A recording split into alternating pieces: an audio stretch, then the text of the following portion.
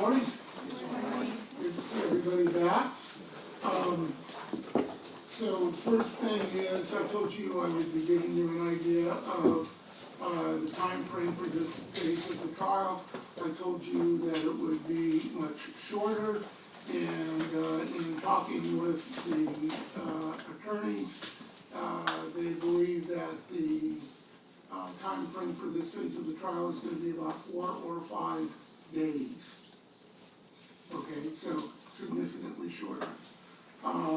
And I think that their time estimates on this phase of the trial are going to be more accurate and closer to their estimates than the first phase. So we're looking at, a significantly shorter amount of time, probably, hopefully be able to finish the evidence next week. We do have several jurors have indicated they had some issues with certain days. So let me give you our schedule. We're obviously going to be here today, which is Tuesday. We will not be here Wednesday, Thursday, or Friday, or Monday of next week.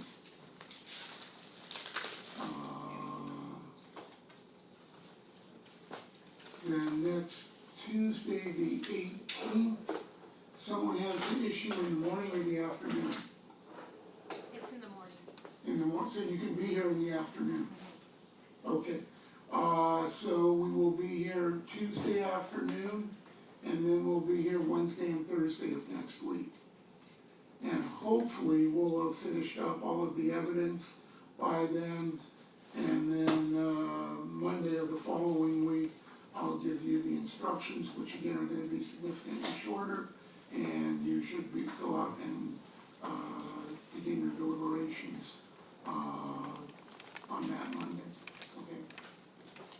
So before we actually start, I know we went over some of these instructions and the rules that apply to this phase of the trial at the very beginning of the trial during jury selection. I want to go over them briefly with you so you kind of have that framework in mind that applies to this phase of the trial. You'll get these instructions again at the end of the trial, at the end of this phase of the trial. So as you know, this phase of the trial is to determine which penalty to impose on the defendant. The law provides for 2 possible penalties, either the death penalty or the penalty of life in prison without the possibility of parole.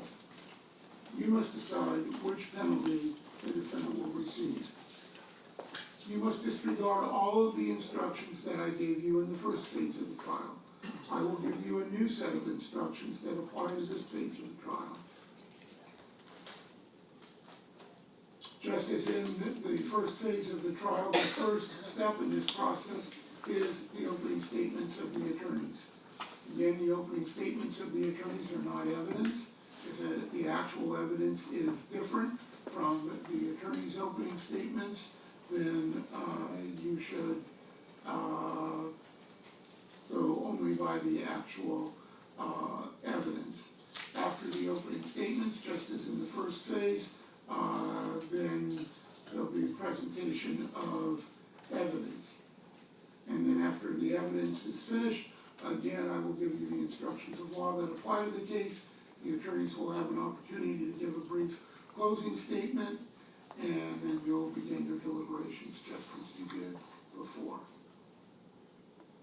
In reaching your decision as to which penalty to impose, you must consider and weigh the aggravating and mitigating circumstances or factors shown by the evidence.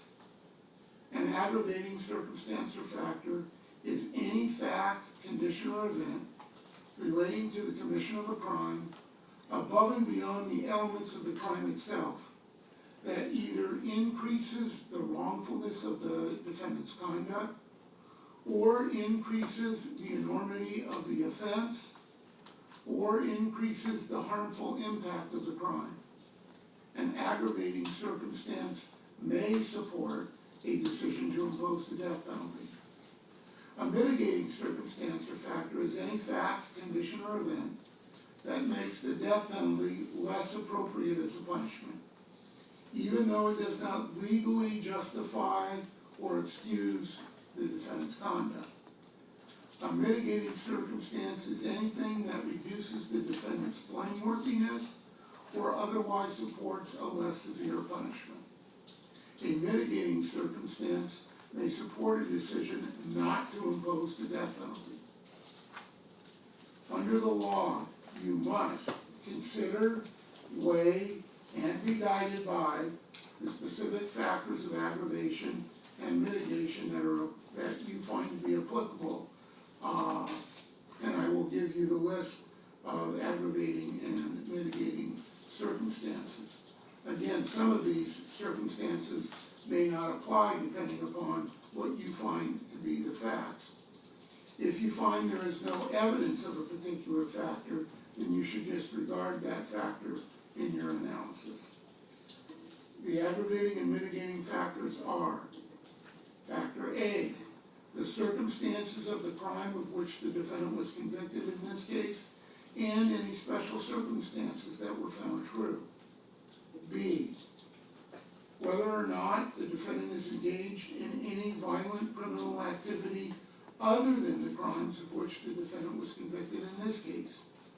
Violent criminal activity is criminal activity involving the unlawful use or attempted use of direct or implied threat to use force or violence against another person. C, whether or not the defendant has been convicted of any prior felony other than the crimes of which he was convicted in this case. D, whether the defendant was under the influence of extreme mental or emotional disturbance when he committed the crimes of which he was convicted in this case. E, whether the victim participated in the defendant's homicidal conduct or consented to the homicidal act. F, whether the defendant reasonably believed that circumstances morally justified or extenuated his conduct in committing the crimes of which he was convicted. G, whether at the time of the murder the defendant acted under extreme duress or under the substantial domination of another person. H, whether at the time of the offense the defendant's capacity to appreciate the criminality of his conduct or to follow the requirements of the law was impaired as a result of mental disease, mental defect, or intoxication. I, the defendant's age at the time of the crimes of which he was convicted. J, whether the defendant was an accomplice as to the murder and his participation in the murder was relatively minor. K, any other circumstance, whether related to these charges or not, that lessens the gravity of the crimes, even though that circumstance is not a legal excuse or defense or justification. These circumstances can include sympathy or compassion for the defendant, or anything else that you consider to be a mitigating factor, regardless of whether or not it is one of the factors that I've just indicated to you. Do not consider the absence of any specific mitigating factor as an aggravating factor. Your Honor, there's one issue, if we can approach real quick. Sure.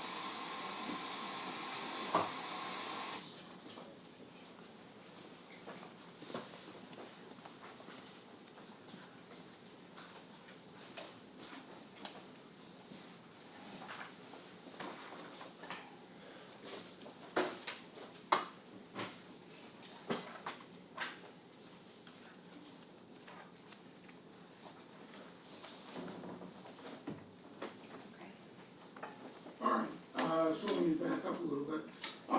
Factor K is any other circumstance, whether related to these charges or not, that lessens the gravity of the crimes, even though the circumstance is not a legal excuse or justification. These circumstances can include sympathy or compassion for the defendant, or anything else you consider to be a mitigating factor, regardless of whether or not it is one of the factors listed above. It may also include any lingering doubt that you may have about the defendant's guilt with regard to the crimes that he was found guilty of. You will get a further instruction that will define, give you more guidance on that issue in the final instructions. Do not consider the absence of a mitigating factor as an aggravating factor. You may not consider as an aggravating factor anything other than the factors contained in the list that I just gave you. You must not take into account any other facts or circumstances as a basis for imposing the death penalty. If a fact is both a special circumstance and also a circumstance of a crime, you can consider that fact only once as an aggravating factor in your weighing process. In other words, do not double count that fact simply because it is both a special circumstance and a circumstance of the crime. Although you may consider sympathy or compassion for the defendant, you may not let sympathy for the defendant's family influence your decision. However, you may consider evidence about the impact of the defendant's execution would have on his family if that evidence demonstrates some positive quality of the defendant's background or character. Again, you'll get more detailed instructions at the end of this phase of the trial, but I wanted to give you that overall overview framework so you have that in mind as we begin this phase of the trial. As I indicated to you, just as in the first phase of the trial, each side has a right to give an opening statement. Again, the opening statements are not evidence. You may take notes on the opening statements. If you do take any notes, you should clearly label those notes as opening statements. Keep those notes separate from any notes that you may later take actual evidence, again, so that your, when you look back over your notes, there will not be any confusion as to what was actual evidence in the case versus what was the opening statements of the attorneys. And with that, do the people wish to give an opening statement? Yes, Your Honor. Okay.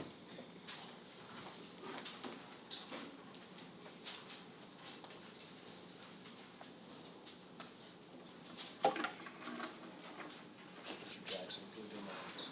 Can you dim the lights? Good morning, ladies and gentlemen. When we first started this trial, you were instructed that the defendant was presumed innocent until proven guilty. And at this point in the trial, the defendant has been convicted of 4 counts of first-degree murder. And that includes the murder of Summer and Joseph McStay, and the murder of Gianni and Joseph Jr. McStay. Way back when this whole process started, you came in and you got questionnaires back in November of last year. And those questionnaires dealt a lot with your feelings and your thoughts on the death penalty.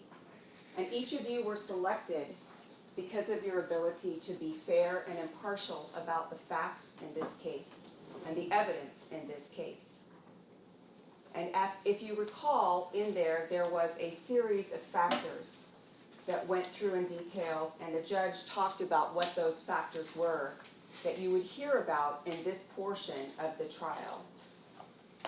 This portion of the trial deals with what punishment is appropriate for the horrific crimes that the defendant inflicted upon this entire family.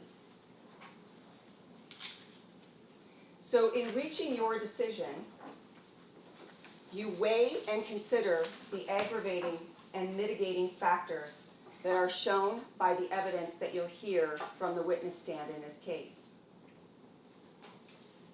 CalCrim 763 gives you, the jurors, each of you individually, the power to determine what should happen with the defendant, whether he should receive the death penalty or whether he should receive life without the possibility of parole.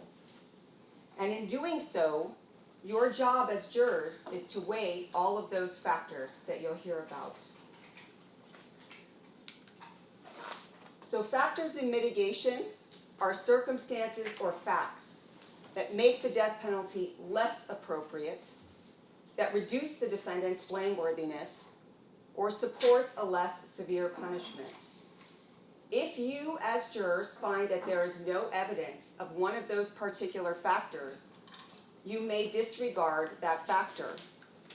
So the factors that the court went over with you are the extreme mental and emotional disturbance, the victim participated in the homicidal act, a moral justification, whether or not the defendant acted under extreme duress or substantial domination, whether or not the defendant has an impaired capacity due to mental disease, defect, or intoxication, whether or not the defendant's age impacted his ability to appreciate the wrongfulness of his conduct,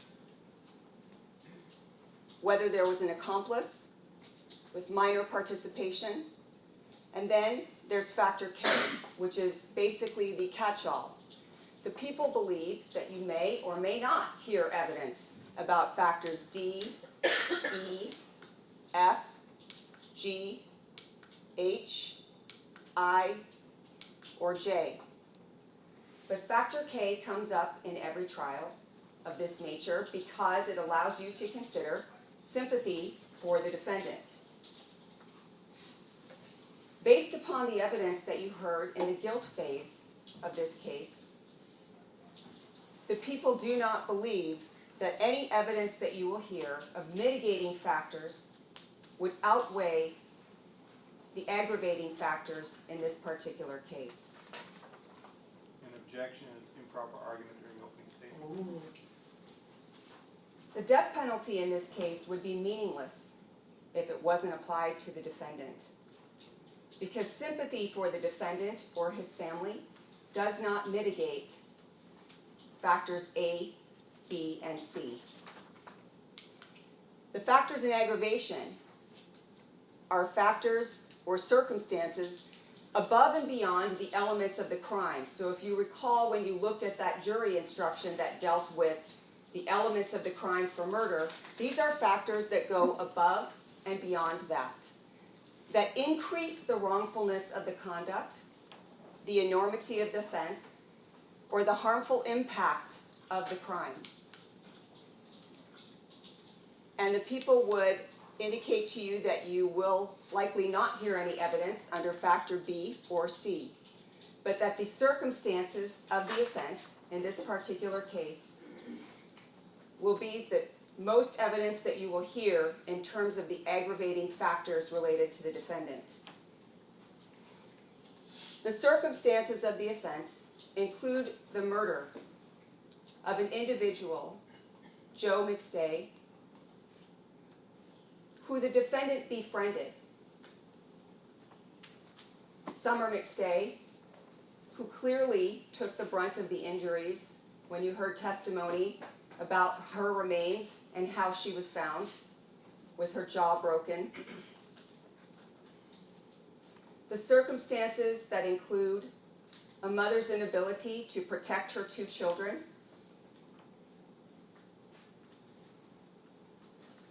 that were bludgeoned to death.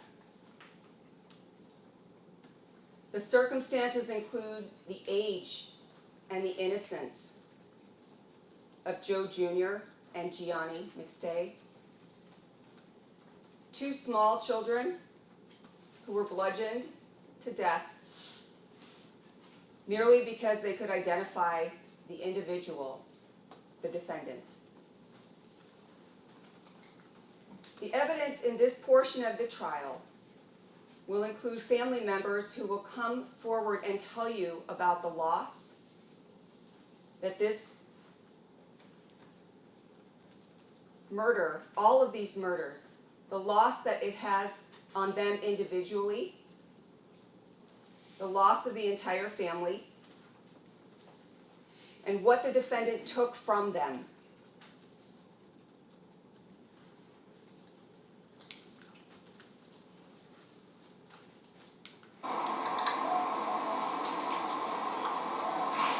Wintertime in California.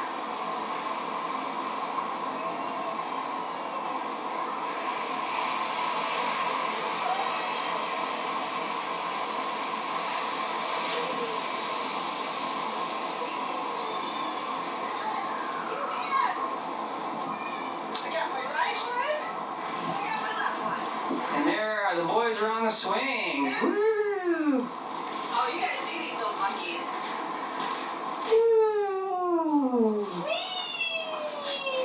What's up, dudes? Oh! Oh! Wow, dude! What do you think you're doing? I'm gonna get you. I'm gonna get you, boy. I'm gonna get you. I'm gonna get you. I'm gonna get you. Woo! Oh, you wanna go fast, huh? You wanna go fast, huh? What's your brother doing? Wow! Up and What's up, down. G? Up and down. What is that? What's that, Jay? Hi, little chubby chubba. Look at that chubba rolling forward. Yeah, baby, we love you. I'm gonna get you, Jay.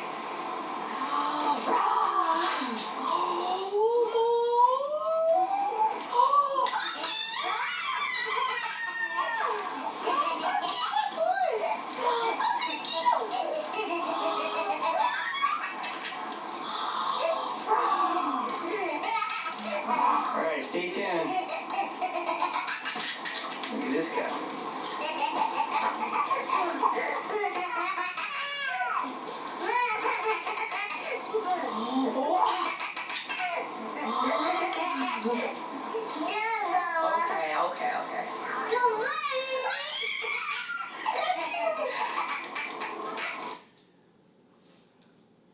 voices that you did not get to hear from.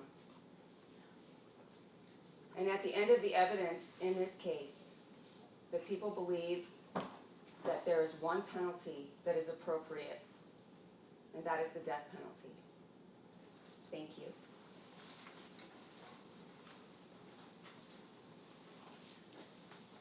The defense again has the opportunity to give an opening statement either at this time immediately after the prosecution's opening statement, or they can elect to reserve their opening statement until after the prosecution finishes their case.